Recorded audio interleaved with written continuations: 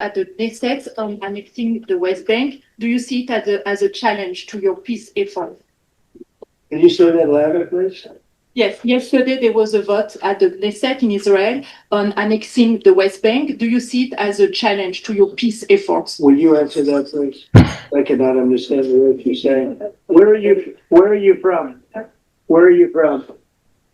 You're from France, beautiful accent, but we can't understand what you're saying. Yesterday there was a Knesset on annexing the West Bank. Do you see it as He just shut that lady down, didn't he? Yeah. Yeah. You know, we used to love the French, man. What happened, bro? I thought you were gonna say we used to love Trump. What happened, man?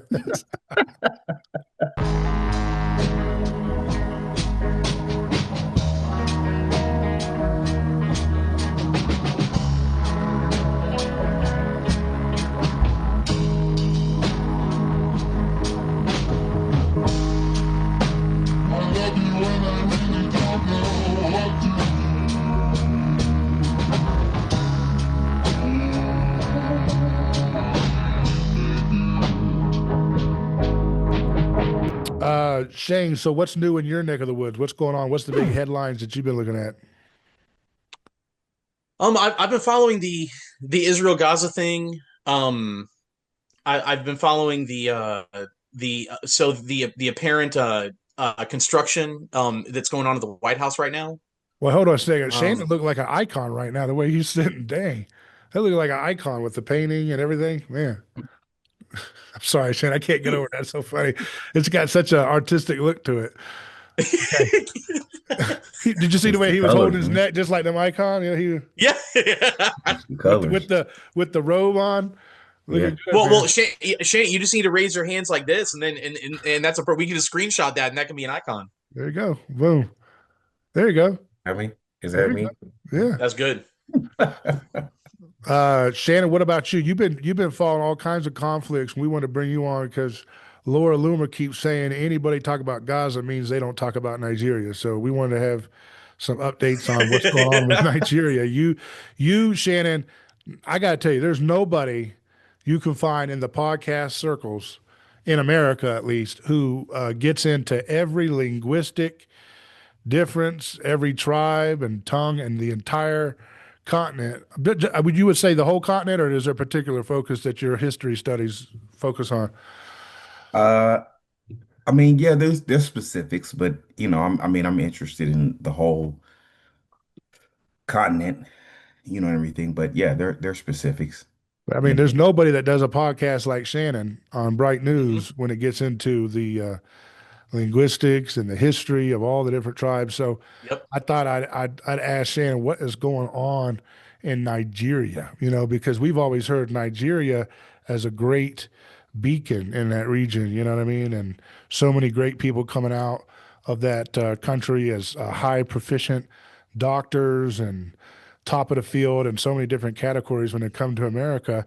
I always hear such good things about what's going on there, but all of a sudden we're hearing that Christians are getting killed left and right. So what was the breakdown going on over there? Can you give us some insight? Because I heard about what was going on in Congo, but I'm not as familiar with Nigeria's situation. Yeah. Um, I'm not a well-versed person when it comes to Nigeria, but what I do know as far as that country is that um it is sort of um separated based on ethnicity, or sort of tribal factions, right? So like in the northern part, you have the Hausa and the Fulani, right? They're for the most part pastoralists. So that means that they herd cattle, and that's their main uh what form of subsistence or whatever. In the South, they're more agrarian. So most of them are farmers, fishers, and stuff like that, right? So in the Southeast, you have the Yoruba culture and the Yoruba peoples. And then you have in the Southwest what they call the Igbo. These two groups, um, you know, come into conflict a lot of times with the northern factions who are pastoralists. So a lot of times, you would hear back in the back in the day, not even a couple of years ago, that the pastoralists are treading on the agricultural land, right? They're sending their herds to graze on agricultural land, right? So that was kind of the main storyline when you would read the news. Like, oh, the Fulani are treading on agricultural land. Then there's a fight or some kind of, local conflict or whatever, right? But then under that, there would be this, you know, sort of headline that didn't get a lot of coverage. It would talk about how people who were converting to Christianity or people who were Christians were being persecuted by mainly Muslim factions, right? So the way I understand it is that uh, for the most part, the northern parts of Nigeria, who are what they call Hausa Fulani or Hausas and Fulani, they're two different tribes, but they intermarried with each other, Yeah. so they've sort of become just one group, homogenous Would group. would the culture or language of one have would it be considered to be dominant over the other one, or is it or was it kind of like a just like a 50-50 kind of like mixture? So the way I understand it is that the Fulanis they don't originate from Nigeria. They came from Senegambia, like from the westernmost part of West Africa, and they Okay. migrated eastward to like Nigeria and all the way to like Chad and everything. But they started what they call like a holy war, a jihad, and Mm, they went on a holy campaign to basically take over other African chiefdoms and tribes and everything. The Fulani somehow subjugated the Hausa in a way, and converted them to Islam, right? Now, the authority in Nigeria is predominantly Fulani. So the political structure that they had was set up by the Fulani after the Fulani came, after the jihad. But the language is Hausa. So the language is the predominant language in Nigeria. The speaking sort of lingua franca, I guess you mhm, want to say, kind of like Koine Greek would have been, for biblical Jews or something like that. Hausa is that for the Nigerians. That, mm. that has become their sort of lingua franca because the Hausas were the predominant group that was trading along the trade routes, and they Okay. were, yeah, trading something that's, I suppose, very important, or was very important to a lot of Nigerian tribes, that's the kola nut. Oh, okay. Yeah, I was trying to buy some cola nuts today. Yeah, yeah. Were you able to Couldn't get them? find them. Couldn't find them. Yeah, yeah. They don't ship well. So Shane, get on it. Uh-oh, Shannon. I actually might have a Gambia connection. Okay, If Uh-oh. okay. Can you get me a yeah, bushel of cola nuts to chew? I might be able to. Okay. So what do you do with cola nuts? So what you just pop Chew them in them your for mouth and just chew them? caffeine. You chew Chew them, them for yeah, caffeine. yeah. What would happen if you swallowed them whole? That's for Shannon to tell. Well, I mean, Would that make a cola tree grow up through from your stomach? If you have a low well, acidic environment, I think they're, I think they're kind of. So I think the cola nut is kind of large, and there's like two halves of it. So when you break them open, Mm, there's two like nuts that are like, you know, half of the whole or whatever. So you Almost like can't, a walnut, sort of, or yeah, like something like that. You know what It's I'm a saying? it's a tree. It's the Yeah, seed of a tree. yeah. So you can't Shane, have really, you heard of the word Coca-Cola? That's where we get hmm? cola nuts. yeah, Really? Yeah. yeah. Coca-Cola didn't create cola nuts, Hmm. but that's where we get cola nut But flavoring. Yeah. but that's a common misconception. Yeah. Hmm. Hmm. So cola nut it still is one of the most favorite flavors in all the world, Hmm. the cola nut. Yeah, it's definitely part of culturally, like part of their a lot of traditions. I think, the way I would describe it, I think with them, man, it's kind of like that's their way of breaking bread, Okay. you know, like like like regardless of what tribe, even if you're from the same tribe, the way of breaking bread amongst especially like chiefs and stuff is to break the cola nut, Okay. and like share or partake in that, you know. Oh, okay. So it's interesting how each culture they kind of have that thing where you break something open and then you Yeah. consume it all. Like Yeah. for the Russians, it would be like a bottle of vodka. Yeah. Yeah. For the French, it would be like a bottle of wine. Yeah. For the Native Americans, it would be like peyote or something, Yeah. or Tobacco. yeah, the peace pipes or Yeah. whatever it would be. Yeah. Yeah. Yeah. Something like that. And yeah, You that's have to I break guess it like champagne bottle, right? I- well, I think they Break it bite open like actually. champagne. I Do you think break they it with your bite it. teeth? Yeah, I think they But I was bite it. just saying, I was trying to fit in with your theme, Shane, of breaking things to get the good stuff. Like you break the Mm-hmm. champagne thing. Yeah. Yep, Yeah. Yeah. Yeah. it's That's interesting. So you got um your basic assessment of that situation is it's not religious, it's tribal, and it's over land and food. the way that I would. We're gonna have to have them on. We're just gonna have to have, I gotta say, we have had a higher amount of African political leaders than probably any podcast in America that's Mhm. not interested in that subject in particular. Mm. We have had Shannon, who was the one we interviewed you and I together, Osfa, say Oh, that yeah, Prince Oscar Wilson, Asarate, yeah, of Ethiopia, and yep, we've had Prince Ermia Prince, Selassie of yep, Ethiopia. yep, I've had the chief of the Maasai on this show. yep. Um, who else? Somebody else. I had an Ethiopian historian on of Ethiopian medieval history. Hmm. Yeah. Um, We have an invitation from the president of Congo to come on the show.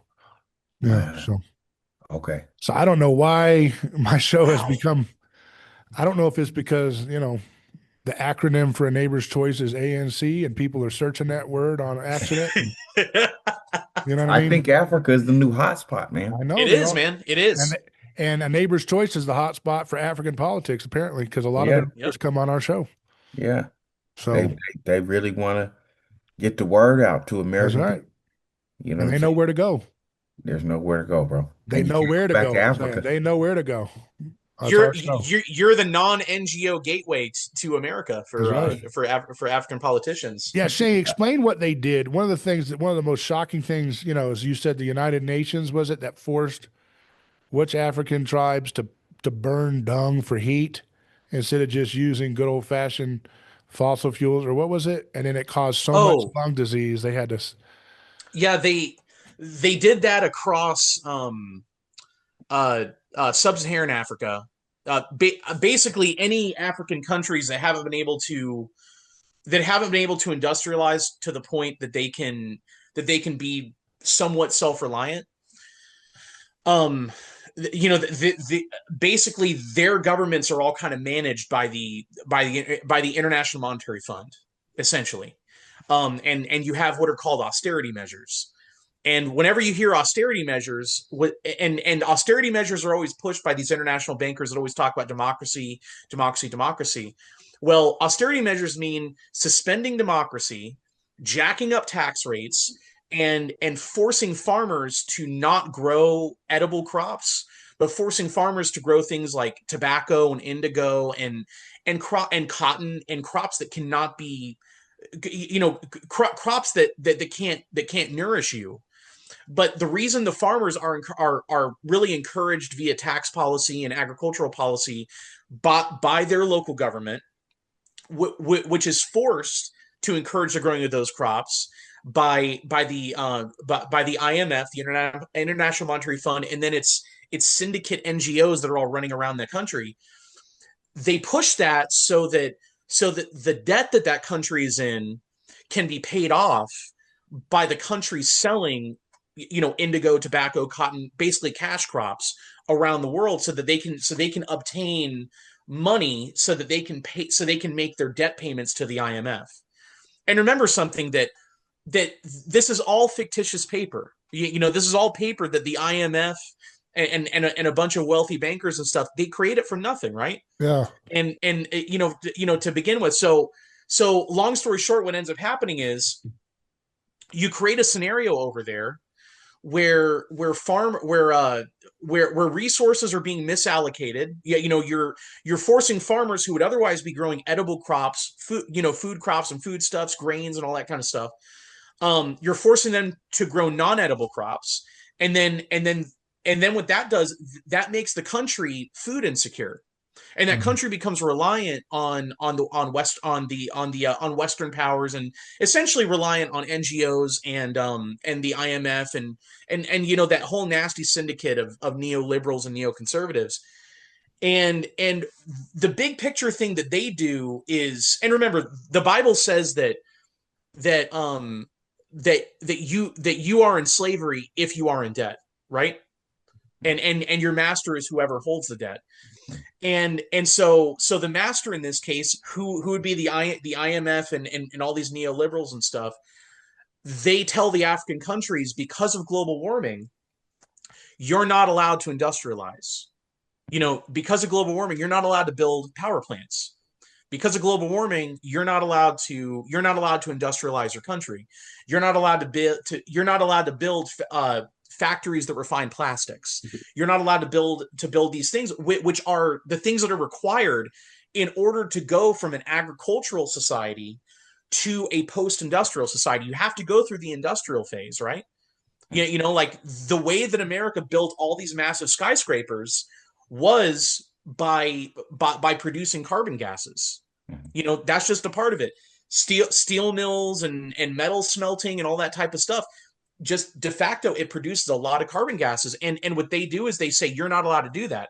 So because these countries are not allowed to produce, to build adequate electricity infrastructure, power plants and everything, what was happening throughout the 80s, 90s, and the early 2000s especially is mothers were being trained by these NGOs to take animal and human dung and dry it out and then burn it like coal, so that they could cook, so they could cook their meals in a pot above it, and so that they could keep their little home, or a lot of cases you're dealing with like a little hut to warm the hut and to produce enough heat to cook food, like to boil rice or something, like to cook rice or something like that. Right.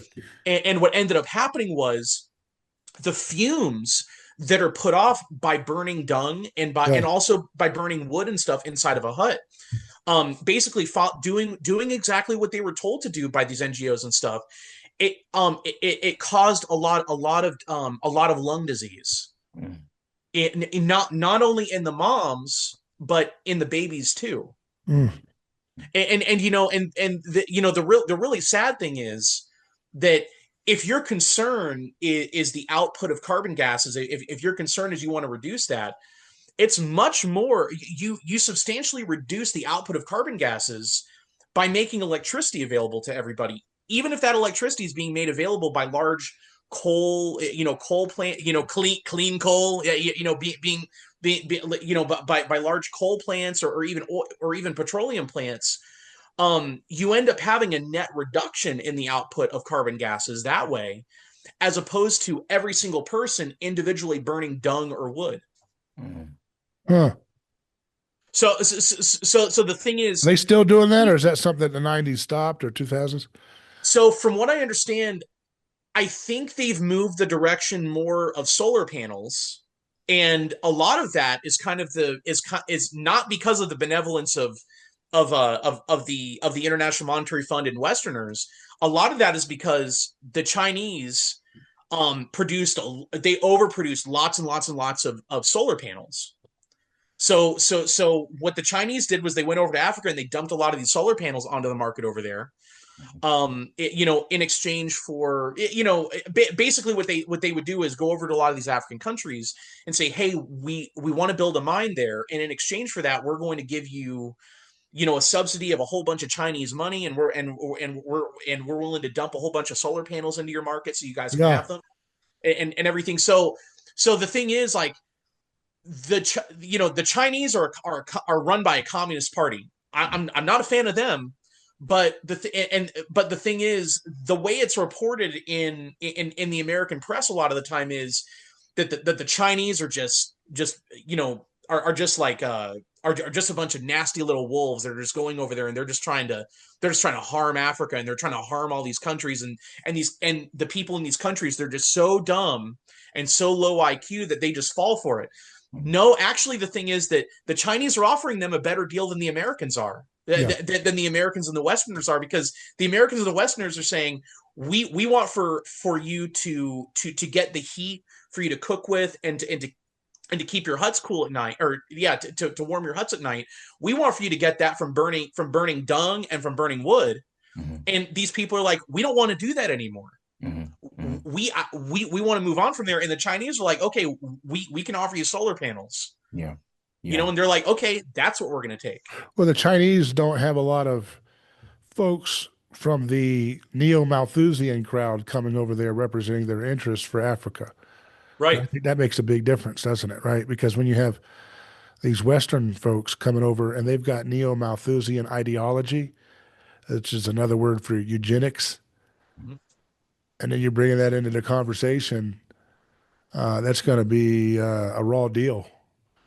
I always say never get your medical advice from a Malthusian. They really betting against you, Yeah. and that goes for any of them. But all these things that you're mentioning, let's tie it together. The thing that I see here is that the number one thing that these we're all battling against these giant multinational interests that we see a snapshot of at the World Economic Forum, right? And Shane is always looking over his shoulder for World Economic Forum happenings and whatnot. But you know, it's so funny how they can get people to endlessly fight over ethnic and tribal rivalries and political rivalries instead of focusing on the one thing we all know is ruining all of our lives, which is these multinational interests that run so many of the different governments.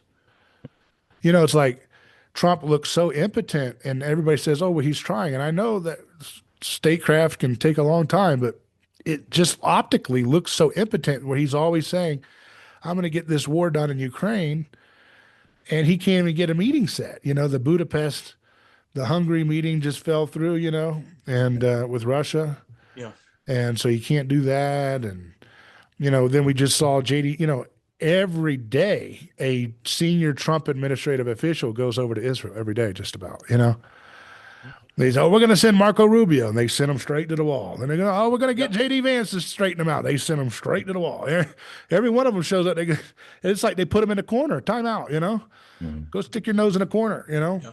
And as soon as they get there, and JD Vance said today, you know, about this recent vote in the Knesset to say that they wanted to annex West Bank. He said it was a very stupid political stunt, and I personally take some insult to it. The West Bank is not going to be annexed by Israel, but they continue, these countries that are supposed to be easily solved by just a return to American interests and everybody go back and take care of your own country. It just continues to slip out of the hands, right? Oh, we've got it wrapped up. We got a peace deal, and there's some more killings. And oh, this time it'll work. And then you find out that Jared Kushner and his buddies in real estate have been planning for 2 years, apparently, according to this CBS interview they just did about using Gaza as this tech hub. They want to turn it into the Dubai Mhm. Mhm. of that area. That was what he was trying to do in the previous uh Yeah. with Trump in the Hmm. previous Hmm. Yeah. administration. He was trying to do that whole thing, and he had this whole concept of like, we'll give them, you know, millions and billions of dollars to kind of cultivate their thing, because their whole thing with Israel is that Israel is just bastion of technology. You know, they're very intelligent people, they're very smart people, and they know how to do things, very well. Uh, why can't the Palestinians do the same thing, right? Hmm. We came to this land, uh, we had a right of return in the 1930s or 40s, and look what we've done. You know, why they were here however long or whatever, and they didn't do nothing with it. It was a backwater. That's their reasoning for why, this. I mean, it almost seems like they said, well, they should imitate us. They should be like us. You know what I'm saying? And if they want to have peace, they gotta be like us and understand that we're not going anywhere. You Yeah. know. So to them, like Palestinians, they say, well, they wasted their time here. They didn't do nothing with the land, so they're useless. Yeah. Why should we care? Yeah. But that mindset seems to be, you know, like in the left and the right. The left in America does not like the World Economic Forum. Most of them, they Mhm, don't like BlackRock. Um, talk about the average voters. mhm, They don't want crony capitalism running everything, and they don't want perpetual wars, except for that Ukraine one. They really love that one. I don't know what their deal is with that one, Yeah. but that seems to be the case. No matter what country you go to, they're always fighting over their ethnic rivalries. mhm. Instead of uniting against the obvious predatory multinational entities like the World Economic Forum and all these other groups. There's still no accountability for what they did with the COVID thing. People just moved on as if nothing happened, Yeah. and there's no. Um, in other words, everybody knows who really is harming their lives, but they feel like they can't reach them, so they just go back to their default rivalries of their hated ethnic groups. Mhm. Which is a shame because that's not Yeah. going to get us anywhere. That's exactly what they want people to do. Yeah. You And know, that's what you see. That's what you see. I can't even talk. Uh, It's like this Gen Z community and everybody in this generation. mhm, You can't even talk to anybody without it being some kind of obsession with race and ethnicity. mhm, That's mhm, the domain of losers mhm. who can't fight Well, the it real goes from enemy. it goes from it goes from, especially within Africa, Yeah, it goes from ethnicity to nation to religion. yeah, So it's like, what Africa is predominantly, they're either, Muslim, Christian, or animist. You know, they practice, uh, I don't know, ancestral worship, so to Hmm. speak, right? So there's that part, and then there's the ethnic part, which has been around for however long, you know what I'm saying? Because you have ethnic groups that they may both be Christian, but they also have conflicts with each other. You know what I'm saying? And then you go from that to the national thing. Like, okay, well, we don't get along with that nation, or we want to be a part of our own nation. So, like, going back to Nigeria, there was a period in Nigeria where they called the War of Biafra. It's called the Biafra War. This was a war between predominantly the Igbo tribe that lived in the southeast of the region, and they wanted independence from the state of Nigeria. Right now, I believe this happened shortly after the partition of of Nigeria. You know, Nigeria was a British colony. Hmm. So this was shortly after the partition. They got into some kind of conflict with the state. The Igbo said, we want our own country. We want our own nation. Right? Now, the argument there is that the Igbos, they would say, well, we can do better in our own with our own nation. Why? Because we're entrepreneurial, right? We tend to be the mercantile, we know how to do business. Merchants, we know how to work with people. We know how to work with money, whatever, whatever. So we don't want to be tied to the state. So I think what happened is that the government at the time in Nigeria was like, we're not doing that. You're not separating.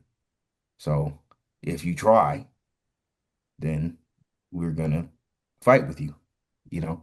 Yeah. And that's essentially what happened. And I don't believe that the Igbos got any support for Yeah. that, right? The Biafrans didn't get any support from that. So they had to sort of, succumb to being part of the state of Nigeria, right? So in that, you could say there's a cultural or ethnic conflict, right? There's so many things tied into that. Like it's ethnic, it's religious, it's economic, right? Like financial, it's cultural, you know. Then you have to ask yourself, well, who sowed the seeds of this conflict or this discord? Were the Igbos and say the Northern House of Fulani always in conflict with each other before the British came? Or did the British sow the seeds of discord between these two groups? The way, I like to think of it is maybe there was a little bit of both because I believe that regardless of what region you're from in Nigeria, there was intermarriage, whether it was by force or Mm. alliances, right? So if you're a high chief, if you're a high lord, if you're someone of great standing, and you say, "Hey, I want to build an alliance with this group. I'm going to marry, my son to their daughter, or vice versa, or something like that." That would have been something maybe you would have seen in the medieval ages in Nigeria. I don't know. I mean, you have to keep in mind also Nigeria as a country was also set up by the British. It wasn't a country, right? I mean, the North was a sultanate. They called it the House of Fulani Sultanate, right? And then you had the Yoruba states. These were chiefdoms, but they were all sort of like kind of like republics, Yeah. united republics, right? And then the Igbos were not completely state driven at all. You know what I mean? So they have their different customs and cultures, but they built alliances and stuff like that, right? And so when the British came, they're like, okay, we don't know how to deal with this, so we'll just kind of break them up, and leave them where they are, right? So then when they left, there's this whole idea that, well, the British picked favorites. They picked a favorite ethnic group, right? Yeah. And what's the favorite ethnic group they picked? Well, they picked the Igbos as their favorite ethnic group because they were the most, uh, um, sensitive or sympathetic to the British. They got more of the opportunities and stuff like that. And you see this all Were they throughout a Africa. minority group? The Igbos are, I don't want to say they're a minority group, but they are, you know, they're not necessarily a minority group, but they are, I guess, smaller than the House of Fulanis. Yeah, because the only reason I ask is that it's classic, classic British imperialism, which I mean, there, it wasn't all bad that the Mhm. British imperialism, there were good and bad that came along with it, but one of the things that they would typically do is they would select a tribe that was not the majority. Mhm. They would pick a minority tribe or like a large tribe that was not the smallest, Hmm. but they were definitely not the majority, and they would Hmm. pick them Yeah. to they would pick them and put them in charge, give Yeah. them all the guns, give them all the status and everything, and the Brits knew that tribe would have every incentive in the world to protect British Interest. Yeah. interests Yeah. in the colony, because if they didn't stick up for the Brits wouldn't stick up for them, Yeah. and it would be a bloodbath, And Yeah. and that's what happened with Syria. Yeah. Yeah. exactly, well, yeah, yep, Yeah. The Alawites. Yeah. yes, yep. No, And you know, I when mean, that that deal went was, south, yeah. look what happened to Assad and the Alawites. Yeah. Yeah. See? So that Yeah. shows what in real time what Shane's talking about. Yeah. Yeah. That was a common thing, throughout Africa. And I think the only place that did not happen was Ethiopia, Wow. you know. Um, but that's a different history. We Yeah. won't go into that. But yeah, I mean, Nigeria is a very unique um situation. And then on top of that, you have to remember they have a lot of oil reserves. They have a lot of oil off the coast. You know what I'm saying? Especially like in Lagos, Yep. which a lot of people think is the capital, but Lagos is not the capital of Nigeria. I believe It's the wealthiest city in it is the Nigeria, though, isn't it? wealthiest. Oh, yes, it is the And it's one wealthiest. of the wealthiest in Africa. Yes, and it's the most booming. And then on top Yes. of that, they also have I mean, this is how you know that is very industrial and urban and stuff, because they have a whole ghetto concentrated on the water. It's almost like a picture Venice, but like broken down times three, Dang. like a slum. Yeah. You know, people live there, they sleep there, they eat there, they defecate there, they everything, you know. And but Well, that's it sounds like yeah. we need to send Jared Kushner and Steve Woodcock in there, right? I just think So they that can put a plan together and develop it. the only way forward for the future, I'm trying to champion for the future. Yeah. And the future goes through the Bible and the personhood revolution of Jesus, okay? Yeah. Because I am so tired of all these people's, endless squabbling about who's the best and who's that. Hmm. Just do your talking on the scoreboard when you imitate Christ. That's the only way to do it. Hmm. You know what I mean? You But you bring out like how are they gonna get out of there? And this is for the whole of Africa, man. Like or I'm whatever. talking about everybody though, not just How Africa. how how how are they gonna get out of that tribalism though? Because that's a really hard thing for them, you But know? that's what I'm trying to say. The whole Yeah. world, to the extent that we can't get our act together, it's because we default to tribalism of some form or fashion. Mhm. Yeah, and And it brings out nationalism the, and yeah, nationalism is tribalism. yeah, Mhm. Mhm. yeah. Yeah. And, But it's hard to okay, let's the be answer, honest though. It's hard to not fall into that though too. yeah, You know what I'm saying? We yeah. got to be real with that. It's hard to not fall into that, especially when you feel like Because you the can whole earn a world, spot. well, that's what Rene Girard talked about, is that the whole world is globalized. So all of these rivalries are so heightened Mhm. because now you don't just have rivalry with your local tribe, but you have rivalry with you know, these factions and so forth that you're watching online and on the Mhm. internet, Yeah. Mhm. you know? So now there's just nasty feuds going on with, people's perceptions of other people's Yeah. nationalities or ethnicities around Yeah. the world. Now they hate Yeah. some group from the world. Yeah. That's funny that See you what I say mean? that because do you Yeah, remember when we were kids? See, we used to watch National Geographic and we would watch all these African tribes going at it. You remember in Sudan when they had all Hmm. the little tribal wars yeah, and stuff like that, and you had these tall black dudes, and the Dinka, that's what they're called, the Dinka and all them, and they would be fighting each other with AK-47s and stuff. And to me, that was like that's over there. They do that over there. Hmm. You know what I'm saying? You didn't think that you would think to yourself, oh, I mean, as a child, I thought it was fascinating, not the fighting, but the, you know, the cultural stuff. But I'm Right. saying you didn't think that that would ever be a thing that you would have to think about, you know, tribal conflict or tribalism or anything like that, because we all saw ourselves as like, oh, we're Americans.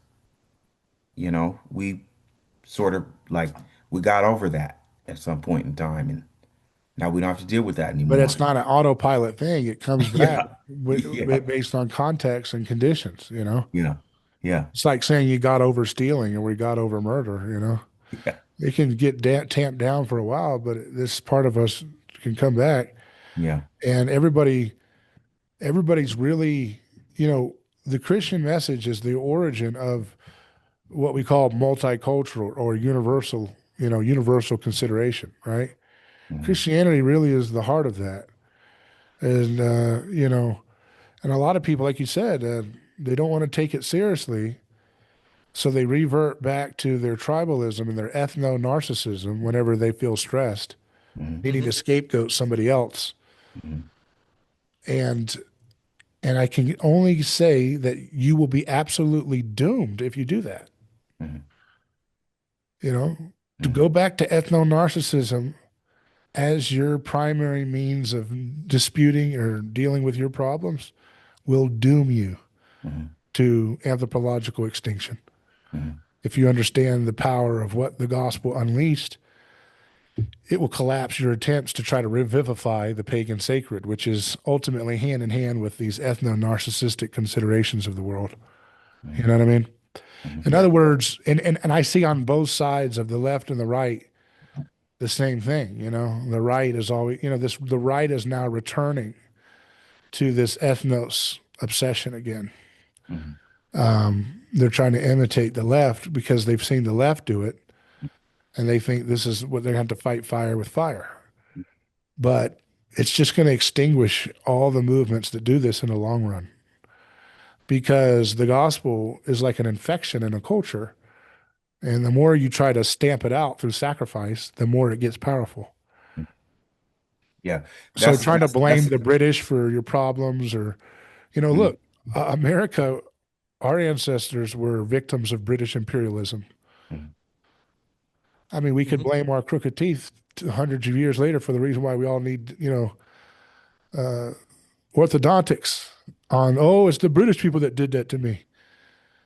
But that would make you a, too that would, much tea and scurvy. yeah, and that would make you a Well, loser. well, in the British actually tried to murder my ancestors by starvation in Ireland, Yeah, back in the 1840s and 1850s. yeah, yeah. Mm. Shane gonna let you know about that every time, brother. He Yeah. wants you to know. He wants you to know. But But see, you know, that's, yeah. that's an interesting thing, because check this out, man. Trump, you know, he forgave that dude. What's that dude's name? P. Diddy, He pardoned him. P. Diddy. No, Oh, you're George Santos. George Santos. He pardoned him, right? Mm. So, He was one of the greatest congressmen that's ever served there, up there, at least in our lifetimes. That's my opinion. oh, okay, yeah. He was a beacon of moral integrity compared to the rest of them, huh?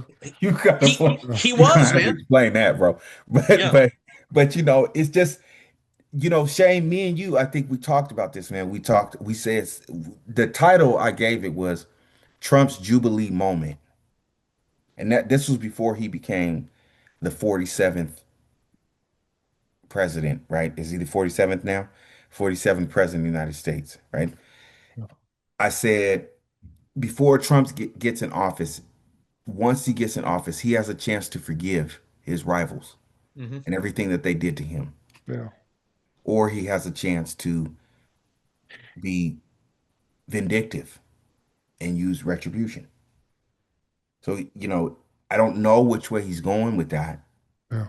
You know, I Looks would like it's like, more the retribution in some level, Yeah. yeah, Well, it looks like it's a little bit of both. which is the worst, Yeah. right? It's the yeah, worst right now because it's like he's going for revenge, but it's like revenge light with these little, yeah, like, we're going to indict James Comey on these technical, you know, process yeah, crimes, and we're going to yeah, put him in a DC area jury where it's 90% Democrat, 90% Comey fans. Mm-hmm. I mean, And Yeah. so that's like Bolton the too. worst, John Bolton. right? John Bolton. Yeah. Liberals love John Bolton. Yeah, so that's what I'm trying to say is like Ew. he's doing the worst of both worlds, right? You know, he's not doing effective, like serious, and I wouldn't even say it's revenge at that point, but if he was like processing, you know, people like John Brennan for the murder of Michael Hastings and stuff like that, now we're talking, right? Go Google that if you want to learn about that. But or John Brennan killing all Anwar al-Awlaki's 16-year-old U.S. citizen son. Okay, now we're talking real justice. Now Trump becomes a man of history. But when it's these little process crimes, which is what I'm seeing coming out, and they're being prosecuted in D.C. and super liberal. It just looks weak. So then you lose the credibility of being above the fray of revenge, but you're not even delivering real like justice that's gonna like have any teeth to it for real crimes. Yeah. So you just look like a whimpering. Well, I don't want to say it. Well, Anyways, I that's mean, what what Trump it- is. That's what Trump looks like Yeah. right now. You But know, what it looks pathetic. So, what it looks like is he's trying to placate to the people who don't really understand what's going on, right? Like if you're your regular person yeah, who have watched all this stuff, like you yeah, know, in the news and everything, you're gonna be like, yeah, I'm glad they got that dude. I'm glad they did this. I'm yeah, glad that, you know what I'm saying? Whether you're a Christian or not, you're gonna be like, oh, I'm glad they did. But then when you look at it deeper, you're like, man, well, as the president, what kind of example would it be, bro? To be like, you know what? I forgive you. And I'm tired of Yeah. that. Can we move on and just like make this country like if we want to really do the MAGA thing, how about we just really do the MAGA thing? yeah.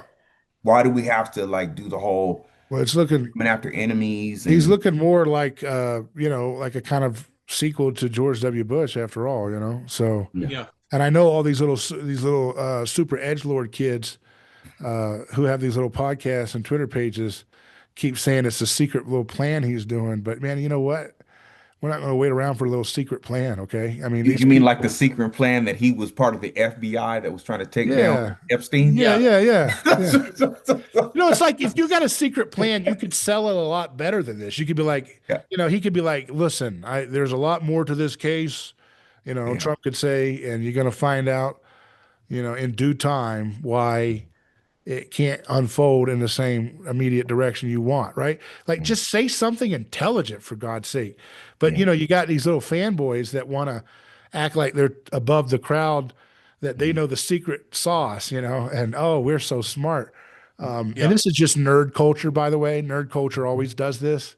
You know what I Mhm. mean? For any movie or TV series they watch, they're like, I know the I secret. have the secret knowledge. I know Yeah. the secret plot of how this is going to end. So all these fans that are more casual viewers of this show, Yeah. they don't know what they're talking about. Well, that's what you see with these little punks, little guys, and God bless them. But it's just boring, right? That a lot of people keep saying that like podcasting and live streaming has already jumped the shark, and that was inevitable because once you allowed every Joe with no talent to have a camera that was cheap that comes with their, you know what I mean, or a phone. Now we've got millions of wannabe Rush Limbaughs. And I miss the days back when it was a little bit more limited. Obviously, Yeah. there was a downside to that because, special interests could control that talk radio always was neocon. So that was a little bit disappointing. But in terms of talent, and just like originality, that's lost now in the podcast and live stream world by and large because Yeah. everybody can say something, and it's easy to put money into the hands of people who are, have no moral standards or anything, and prop them up on the algorithm, which what we see right now. I always wondered. Sorry, I interviewed Brandon Tatum, the guy that calls himself Officer Tatum. I interviewed him years ago mhm, at a Turning Point event, mhm, and I think I've had him on my radio show after that. And I always wondered, what happened to him at first because I started realizing that the BLM thing was over, and I was like, that was his whole shtick, was like mhm, reacting to BLM. What's he going to do now? And he's mhm, remade himself now as Netanyahu's personal mhm, bodyguard. mhm, So mhm. He loves anybody, Israel. But here's the interesting thing with that, David and yeah, Shane. See, the black commentators, they're all moving in one direction or another, Yeah. right? So Brandon Tatum, and I think I told you guys this, like you have the Brandon Tatums and stuff like that who are they they believe that their success is going to be to grift in that direction, right? But it's the same thing with, say, the Hodge twins or, say, Candace Owens, who, like, the Hodge twins want to know more about why do we support Israel so much. So they bring on Yeah. Nick Fuentes, Yeah. right? Or they bring on somebody who's anti-Israel. They wanted, we're gonna get into the deeper weeds of this, and we're gonna find out what's going on, and blah blah blah, right? They're all kind of making their headway to to sort of split away from this thing because the black thing is not that's gone now. I think Yeah. that's over. You know, Mm, the whole issue of black culture and everything. Okay. Black people already realize now either you get it together or you're done. So they don't want to hear that same gimmick from a pundit. Nope. Yeah. Black people don't care anymore. Yeah. They either are with it and they see it and they Yeah. agree and they're trying to move on in that direction, or they don't care. And so that's not a thing that black people on podcasts can use anymore. They can't talk about black culture anymore because even the people that wouldn't talk about politics in the black culture are talking about it now. Yeah. It's become so ubiquitous. You know what I'm saying? So it's kind of like everybody talks about this. Is there how am I mhm. really going to get a where's my niche, right? Well, I think you have to give Is it mine? credit to, well, Candace Owens and Kanye West really put the kind of nail on the coffin of the BLM grifting machine when they exposed all the millions of dollars that their founders were Yeah. getting, their mansions and Yeah, everything. yeah, yeah, And so I'm not saying they were the ones that did it. They kind of, that the BLM thing kind of destroyed itself, yeah, yeah, but yeah. They were um, the headway. They yeah, were the headway. Yeah, yeah, it, I agree with that. You know but what I'm saying? And I love Candace Owens. yeah, Me too. I'm not saying that as a whatever. And I like Officer Tatum too. You know what I'm saying? I did too. I did it. If you watch my interview with Yeah. him, we got along really well, and it's sad to see that the media discourse is so shallow that you have to get on some kind of fake, gimmick Mm, to just keep the bills paid. You know what I mean? It's like you can't just be an intellectual, interesting person mm, that is, does that mm. make sense? Yeah, it does Yeah. make sense. To be able to just It handle makes these sense for things. me. I don't have to pick a side. Again, Yeah, it's that ethno narcissist obsession Yep. that yeah, they're always like, you got to pick a side. The yeah, Gazans and the Hamas are saints and the yeah, others are the devils, or it's the opposite. You have to yeah, say one or the Yeah. other. And I'm like, I'm yeah, not playing that ape game. yeah. You take that ape game and you shove it right back to the pagan crap hole that it came from, because I'm not doing that. The future is Christian, and the future means we don't play that game of, well, this tribe inherently is evil, and this tribe is inherently a good angel, and therefore pick a side on the team. I'm not playing that game. Mhm. And I don't see hardly anybody willing to call that game out completely. Who? Who calls out that game completely? There's maybe a couple. Yeah. You know what I mean? Yeah. I Always mean, got to yeah, pick a team. It's always yeah, got to be the team is either a demon or it's an angel, and you can't have anybody say, "Wait a second, there's a lot of mess here." yeah. And that goes for almost every. That's what I'm trying to say. Every tribal feud, Hmm. there's a lot of mess, and the But Christian but answer should be to say that. see, the reason why is that, man? Here's the reason why I think it is. You guys, you tell me Why what you is why is what the why we've gotten to this point to where you kind of have to pick a side and yeah like are you pro this or pro that? yeah It's because a lot of this stuff when we were talking about it back then, however many years ago that was, and people were talking about this stuff back then. See, nobody listened. they're still not listening. You see what I'm saying? Yeah. So now you got these, you know, Monsters, yeah. yeah, you know what I'm saying? These people that just they got big ass podcasts and everything, and they've got people listening to their voices. Now they want to pick up on that and kind of like pull this thing apart. It's the same thing with the Nigeria thing. Shane, me and you were talking about the lady that wrote that book. I don't even want to try to pronounce her name I'm not because even going to either. But yes, Y'all just call her the lady that wrote that book. yeah, the lady that exactly. wrote the lady that wrote that book. .com. And it's so sad because I should find her name. We should find her name because I want to put her in here. She Hey, wrote a book. that's your show's problem. Don't bring your problems over to us, okay? Yeah. I didn't dead name that lady that wrote the book. But Y'all keep that on Bright News problems, okay? she, she was talking about all these problems about Africa and how they were, like the NGOs and the like IMF and the WTO were promoting abortion and promoting like contraception and Planned Parenthood and like, all this stuff. Okay. So people have been talking about that since the early 2000s. Now everybody want to get on the train that Nigeria has been committing genocides. Where were they when Boko Haram was out there? Yeah. Snatching up girls. Well, remember Obama did that thing, right? Didn't he do? What? What was that thing? Oh, no, that was You Comey. see? No, Nobody Coney. can Coney. remember. Remember Coney 2012? Oh, yeah, Coney. Is that the same Oh, thing? bringing back our girls or something like Is that the that. same thing or no? I think that was Michelle Obama. She's Yeah, like they were bring all back into her. that. Coney 2012. Yeah. Okay. Yeah. I don't Well, remember the details Is of that, but Coney part of that? I remember that being a big thing on social media. Hey, is Coney part of that one or is that another one? I don't know. Oh my I don't know goodness, about man. that. I just can't. Yeah. But that's just what I'm saying. It's kind of like one of those things where somebody gets a hold of it. Now you got all these people that you got Fox News. Now they want to talk about it, right? You know, uh, and who they have on there is just they're persecuting Christians. They're genociding Christians. So who they bring on? One of my favorite guys. I love him, Raymond Arroyo. He's one of my favorite. That guy's awesome. I love that guy's personality. I love him as a brother. He's a great reporter. You know what I'm saying? But of course, they do their thing, man. They do their little thing. Like, oh, we're gonna find the best guy to talk about this, and we're gonna get him on to do this thing, and whatever.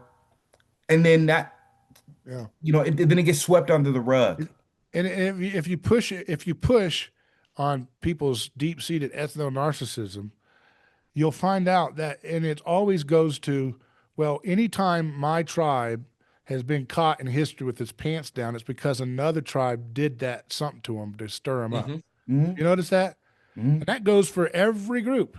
mhm, Every group. Anything going wrong, some external group put a spell on them. Sounds like the scapegoat mechanism, doesn't it? mhm, Right? mhm, And that's why it's like that, right? And so with this rise of white nationalism or whatever this is, where it's supposed to be an ethno nation of America, what do? Right? It's some other tribe mhm, that's caused all of America's problems, mhm, right? And Okay, so now therefore they put a spell on us and they got us, and that's mhm, their little narrative about why everything's wrong, right? But you go that in every culture, and that's the same thing, a feud going on. It's the British. They did that to us. We're fine inherently. It's a Rousseauian bullcrap lie. It's a myth because they don't want to recognize the Christian story, which is that we're all fallen. mhm, That's the point where you become an adult in society and in history, mhm, is when you recognize that. But everybody is so afraid that we're in this giant Mexican standoff that the moment they acknowledge the truth that sometimes their ethnos did some really ugly, shameful stuff, and there's no other person that tricked them that you can just put the blame on, mhm, and that they got to just recognize that they're a sinner just like every other human being, mhm, that's the moment where you can build society again. That's where you can come together and let merit reign and achievement reign and success reign and freedom reign and prosperity and savings and all those high trust characteristics that make a society flourish and enjoyable for everybody. But people, again, when they feel like they're in a Mexican, you know what I mean, where everybody's got the guns to everybody, they're afraid. I don't have time to be self-aware and self-critical. Because the moment I'm self-critical, boom, boom, boom, boom, I'm going to lose this because they're all a bunch of ethno-narcissists. So I have to put on my ethno-narcissist delusions as a protection mechanism against the others. And that's what everybody's doing right now. Nobody wants to be honest about it. Shane, were you saying something? Sorry, I just had to get that point. Oh, no. No, the only thing I was going to say is, do you think so this is, I've been thinking about this lately, is it seems like, especially, I think it's always been kind of an American thing that the thing that binds us all together, because America was really built on like religious diversity and ethnic diversity, especially as like in like from the middle to late 19th century and then 20th century and everything. It's this notion that the thing that binds us all together is this social contract that says, okay, if we all work together and we all kind of like, we all reject our ethnic and religious differences, and we kind of embrace, we kind of profess with our lips and believe with our hearts in America, whatever that means, then we will continue to become more and more prosperous. Right. That the next generation will be wealthier than the previous generation. And it seems like that's all fallen apart. Right. I can't exactly say the date, but it's probably the early 2000s, like with the Great Recession and stuff. And then like when that started? Yeah. The Enlightenment. Well, yeah, but I'm talking particularly in like the 20th century American, 21st century American context. Yeah. That it seems like that's when everything started to break down, because the thing is, if you try to talk about racial stuff in the 90s and you try to say, well, my ethnicity is better than that ethnicity or something, it just didn't get much traction in the 90s. I mean, certainly there were groups that were into that stuff, but it just didn't get much traction in the 90s. But but I think the reason the 90s for that was the whole height of multicultural globalism. Exactly. That was the unipolar moment. And that's when I think when Americans most widely truly bought into the notion that, like, okay, all we have to do is keep on believing this America thing, and then the next generation. Remember the song where they did the "We Are the World." Yeah. They had the children. They had Prince and Michael Jackson. Everybody, they all had feuds and different ethnicities. Yes. But they all came together and sang "We Are the World." That's the 90s. There's a choice we're making. You had like Cyndi Lauper and Blondie and all them. Remember the Coca-Cola commercials where they would zoom out and the whole globe is drinking Coke, or they did that for Super Mario in the 90s, where the whole field of children chanting Mario zooms out and it's the whole globe is filled with Mario's face. It's an Italian plumber made by Japanese, sold to Americans and Europeans and everybody else. That's what you're talking about, Shane. Right? It's this idea that it's based on this false premise that all we have to do is get the economic formula correct. Right. Yeah. And then everything's going to be okay. And really, I mean, I think when you get down to the core of it, the fascists versus the communists, in Europe during the 1930s. But there's a partial truth to it, right? Because when you create prosperity, you remove the zero-sum mindset, the pressure cooker environment, right? That we got to turn against each other like crabs in a bucket. So there is some truth to that, right? Even though they go a little bit further with it. Right. So, but so the thing is now it seems like when we're living in the aftermath of that, like I guess you could call it kind of like an American religion, or like the false American gospel. We're living in the aftermath of that now. So now everybody's turning back to they're turning to all the ethnic stuff because they're saying I've got to turn to something that can make all this make sense. But because they're all searching for identity. Yeah. Yes, and it's like what you said before, David. It's a false identity. Clinging to ethnic thing. And this is the thing. Like we've talked about this before. The whole ethnic identity thing. that's more that, that's more akin to like a language, Right. like like there's like a culinary component to the ethnic thing.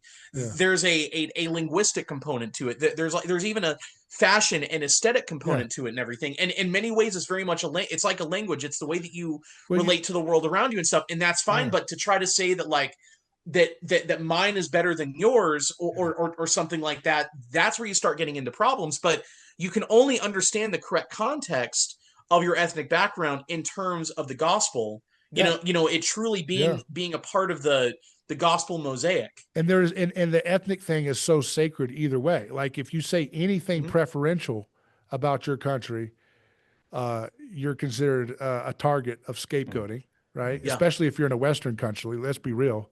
And and of course, if you try to go the opposite direction of saying we're all equal, then you'll get the nativists and the nationalists of every tribe coming at you too, right? So they'll get you either way. Whose some side countries, are you on? I guess some countries have a little bit more past. But like I was thinking about what you said, Shane, America losing its religion. But if you think about it, like the scapegoating of America is also a thing too, right? And you can't, if I say that right now, it's going to bother somebody. But it's like, that's because they're caught up in the false sacred of Satan, right? Which is this desire to avenge people with revenge sacrifice, right? And so like, for example, like if you ask the world today, which country is synonymous with racism? What would they say? They'd probably say America. America. But what nation other than America, and would all the ethnicities of the world have a higher probability of finding a safe place to live than the United States of America? It's a small list. Isn't that weird though? You see what I mean? Yeah. If you have Japanese trying to live in Saudi Arabia, and I know everybody's becoming more globalistic and multicultural, but all things being equal, right? You see what I'm saying? That the place where people from every tribe and tongue, and it's not perfect, but every tribe and tongue, all things being equal, can have a fair shot of being treated as a human being. America is one of the top ones, and then some of the Western European countries maybe too, But yet those are the ones most synonymous by everybody's standards as being the most racist. Yeah. And that's how you know they're so American when they say it. Yeah. Who catechized you to say all the sins of America, but not your own nation? When Japanese think of who is a racist, who's racist against blacks? It's Americans, right? Because they've heard of America's problems, aired out the laundry in such scrutinizing detail, thanks to Hollywood and everything else. They don't even think this. I'm not judging everybody. I'm just saying when you have that disposition of scapegoating America as the most racist, you don't even think about the standard by which you're imposing being applied to your own ethnos. Because you know what I'm saying? Because America gives them ability. The West has given other countries the ability to deflect. Right. To say we didn't start that, they did. Right. So whenever there's problems in the world, they can always deflect and say it's the West. Yeah. All the problems that happen in the world up into the 20th and 21st century has been because of the West. So why should we have to take on? It's funny it's funny how when Jesus had 4 gospels that we have recounting his stories, you don't see him saying that about the Roman Empire. It's interesting. That's a very good point. Really interesting, isn't it? If it's really, I never thought about that. If it's really truly the closest to being Christian to attack the biggest empire in the world, how come Jesus didn't do it? How come Jesus spent his entire time criticizing his own people's ethno-narcissism, even as they were oppressed? Because he was modeling for us all throughout history how to process these matters in a healthy way, which is that first start in what you're doing in your own, look in your own eye before you judge, right? And so, but at the same time, right, it becomes this, it's almost this exhausting inability to even have proper discourse today. It's like, and that's how we're entering into a potential dark age if we don't correct this course, is because you can't even have these conversations without it always veering off into one extreme or the another. Anti-Western, anti-colonialism that wants to, anytime you say anything, well, I enjoy living in America. Oh, you're a chauvinist. You love America better than everybody else. Mm-hmm. No, you can enjoy your place. It's okay. Right. And at the same time, you can have, and here's another position. Here's another wild one.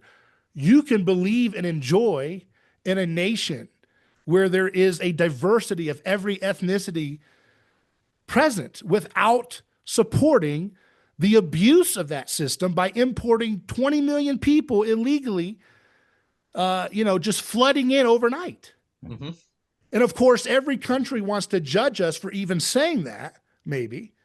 But there's not a single country on the earth that would like a region in their nation the size of Texas to have 20 million people from other countries they don't know about showing up in 1 4-year period.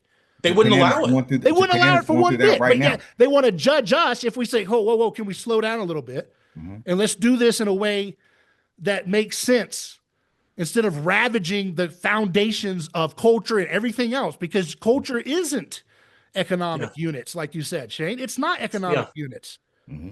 right?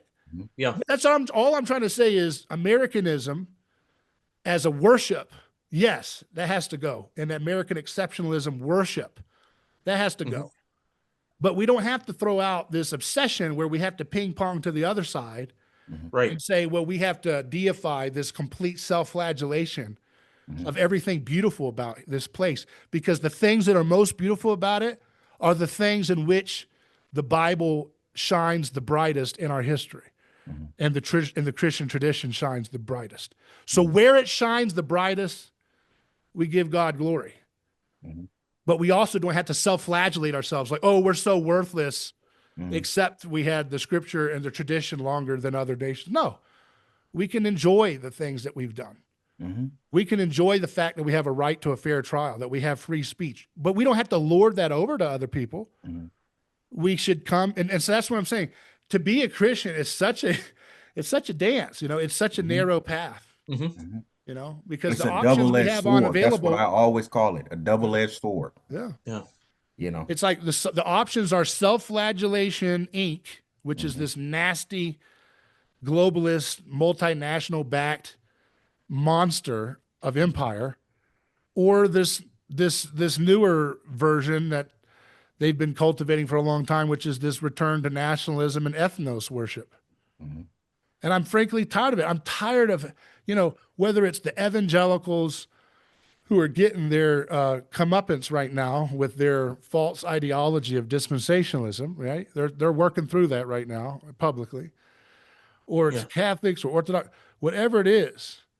It's like no one ever wants to actually take the character of Christ seriously as it relates to culture. They always want to use Christ as a bludgeon to justify beating their enemies in some way, right? How many people did they say after the assassination of Charlie Kirk, oh, we got to go round up all the leftist groups and bust them up and arrest them all for what? Yeah.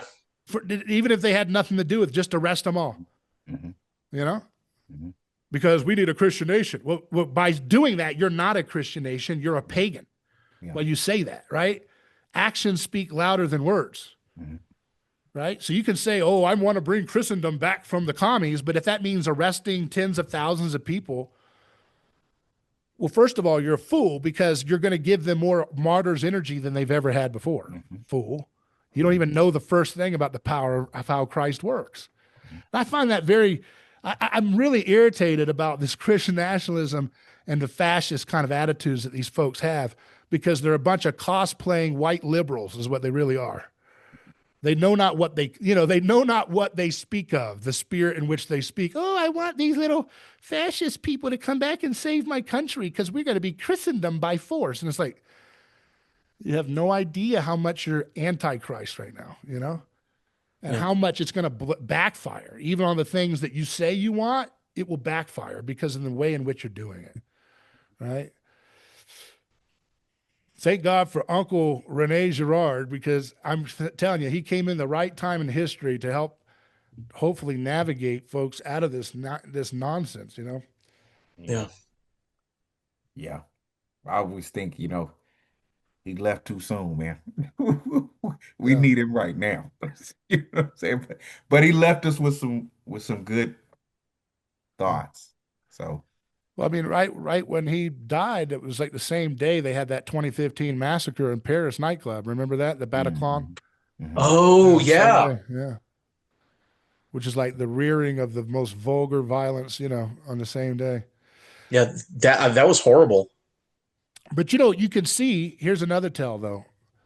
He was really concerned and blackpilled a little bit about the rise of radical Islam. But I mhm, mean, you can see, and there's still a problem with that, but you can see that there's a lot of Muslim majority countries that are very eager to work with American Christians. mhm, And those peace accords, you can criticize, whatever money making motives going on there. mhm, That's another layer of it. But the fact that you can even have, Saudi Arabia coming to the table and other nations that were even now Iran and Saudi Arabia talking about maybe cooling it a little bit, mhm, which were mhm, mortal enemies. So I mean, Yeah. the idea that these things are impossible to overcome, I don't think is correct. mhm, But we have to understand. Here's what I want to say: that we have to understand that with Christianity, Christianity is not a loser's proposition. Christianity is where we are able to make things and have technologies that improve all of our lives. Everybody says right now, "Oh, I'm anti-technology." It's very fashionable for people to be anti-technology. They're mhm. scared of technology to the extent that they think of technology. It's always computer science and computer technology. But at the Yeah. end of the AI. day, yeah, AI. But technology, what I'm saying is in a broader sense, cures for medicine, cures for disease, Mhm, transportation improvements, all these things, right? It's just the same side. It's the other side of the coin that everybody's complaining about. mhm, Their wages are stagnant, right? Their wages are stagnant. Their jobs are not very profitable. They have no ability to have a savings. Inflation's wiping them out. You know what solves that? Creating better tools and technology. Yeah. That alleviates what everybody's complaining about in the young generations. That's turning them to that pressure cooker environment of radical ideology and violence. So I think that's the Christian future, is to embrace the correct view of technology in its proper place with ethical nonviolence as Yeah. the culture, you know? Yeah. All right. Well, let's wrap it up there, guys. Anything you want to share with us before we head out? No, man. This is No, I think that pretty much good sums it talk. up. Yeah. Yeah. Good talk. Good talk, bro. All right. Well, you guys take care. Check out brightnews.com and we'll talk again soon. You can Yeah. email us hello@aneighborschoice.com too for your feedback.